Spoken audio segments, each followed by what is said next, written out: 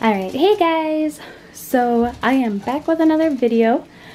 I wanted to do a cage tour for my ferret because I just got my ferret this last week and his cage has changed quite a lot. So I wanted to go over like how we started and where we're at now, to hopefully help anybody who is thinking or about getting a ferret or maybe has a ferret, share ways that we did it, because all within the last few days his cage went from a completely different setup to what it is now. I currently have Pongo in a Ferret Nation cage. It is the single story Ferret Nation cage. They have the double, so you would have all of this space plus all of this space on top as well. He gets to come out and run around in the office because we spend a lot of time in our office when we are home. So we take him out and we let him run around in this entire room. He just slid down his little ramp. That was cute.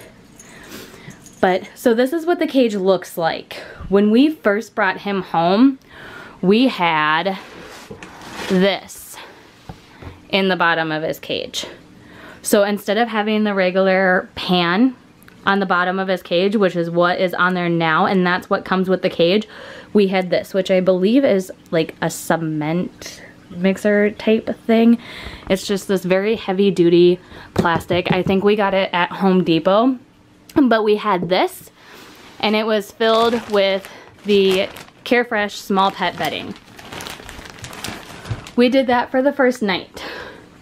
The next day when I came home from work, I noticed that all of his poop was all right there in the corner. So we went to Petco, we got a corner litter box, and then we got this big litter box right here. And I did a lot of research. A lot of people said that the ferrets like the bigger litter box, and he has been doing great with it.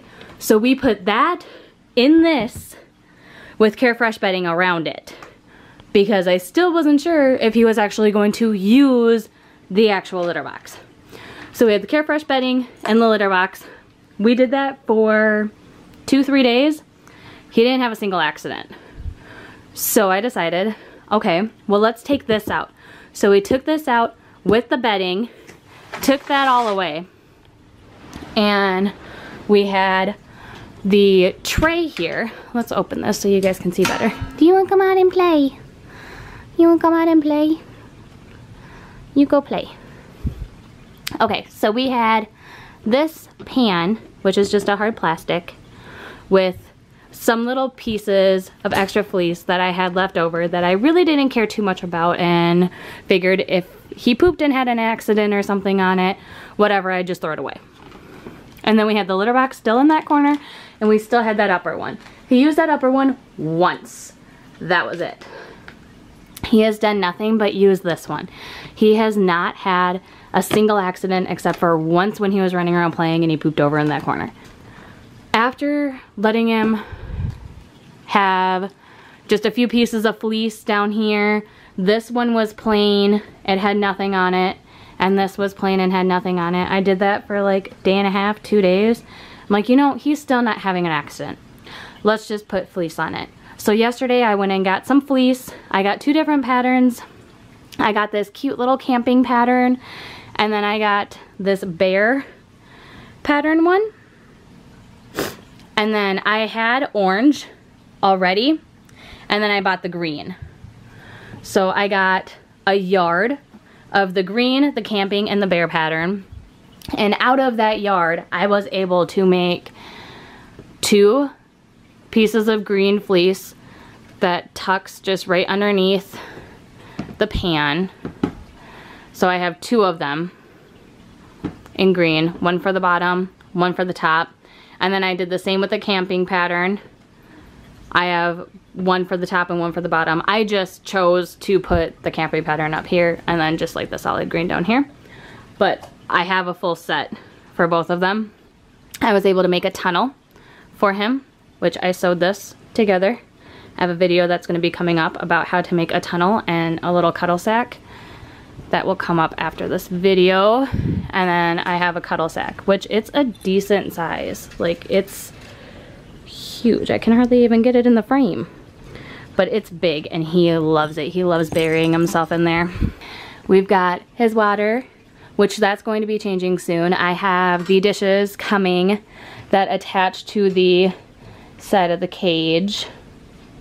So that way he's able to just have water and then food attached to the side of the cage, because right now he's got this dish, which is empty from when he had breakfast. If you do this method with the Carefresh, I wanted to include that because it is a good way to be able to, if you're having issues like potty training or something and you have the Ferret Nation cage, you can't really just put bedding right on the pan that it comes with because it's all going to come out.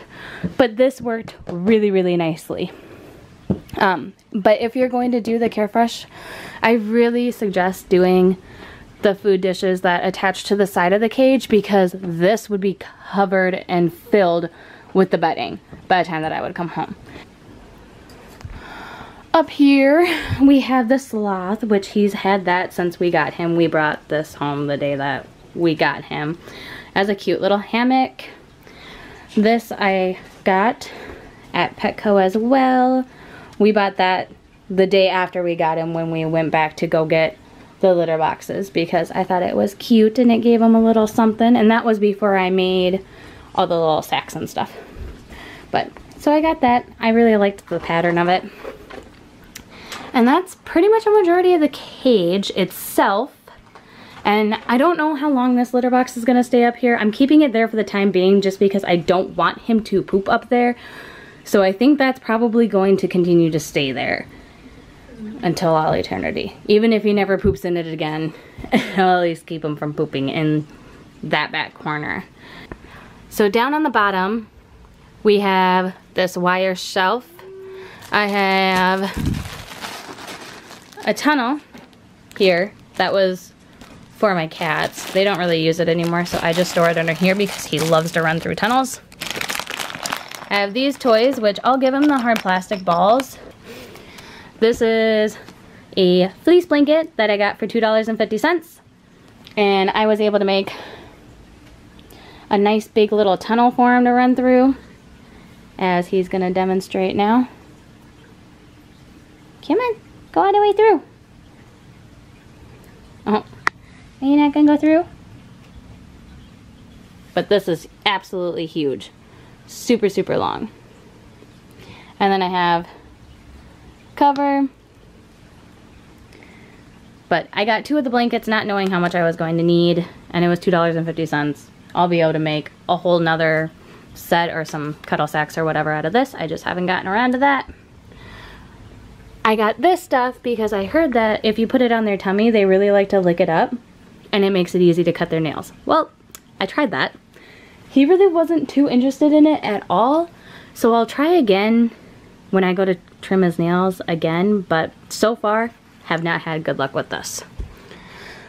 I've got this ferret odor remover, which I just kind of used to spritz like on the fleece and like his hammock, so I'm not constantly washing it all the time. It says that it's safe to spray on your actual ferret, but I have not done that yet. I don't know if I will.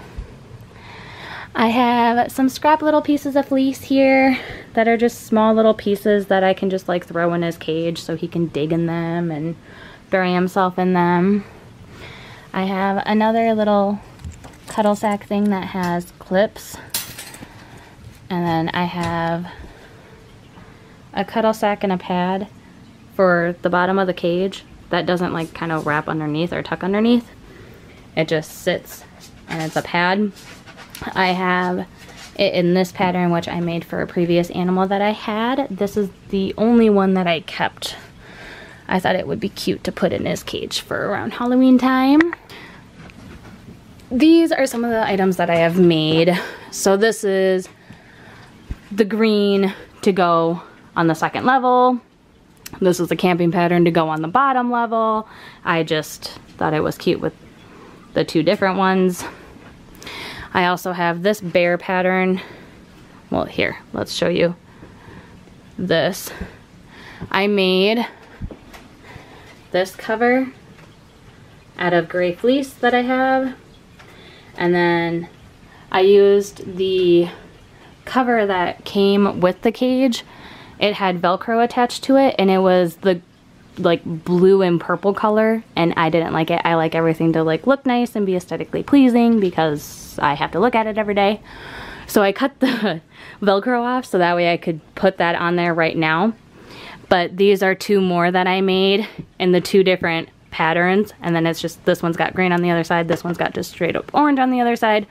I just gotta go get some Velcro so that way I can sew a little piece of Velcro so that way it'll Velcro together and be able to stay on the ramp. So I have that as a whole set. I've got the exact same set in this bear pattern with orange as well.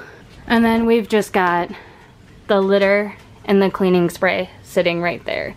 So the litter is cat litter because it was like 15 bucks for 25 pounds. So it was a better deal than the Ferret one. All right, so that is the end of our cage tour of little Pongo's home and what we've done so far and where we're at now. He's just wanting to go, go, go, go, go. Can you say bye and thanks for watching? He's like, no, Mom, I need to run. I need to go. All right, we will see you later, guys. Thank you for watching our video.